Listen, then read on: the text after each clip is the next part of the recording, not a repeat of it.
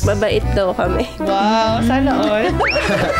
Kaya marami talagang bumabalik sa amin, ma'am, kasi nakakahirit sa amin.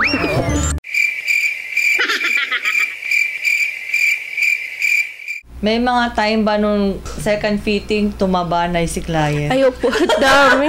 Kasi nangyari yan sa akin noon. Totoo. Nangyari may mga po, ganun talaga. sobra. Paano yun? Mga 4 inches yung dinagdag.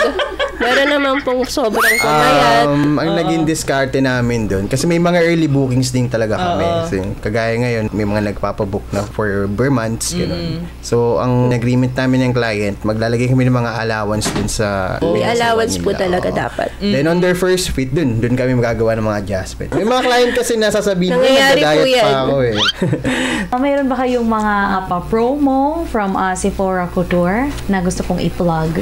Yeah, hindi naman kami madamat sa discount. Yun ang gusto ng Pinoy talaga. Kung may sale discount. Pag-usapan natin. Kaya marami talagang bumabalik sa amin, ma'am, kasi nakakaano sila eh. Hirit sa amin. So parang magaan kayong kausap, no? Opo, yun din isa pa sa nagustuhan nila sa amin. Mabait daw kami. Wow, sana all.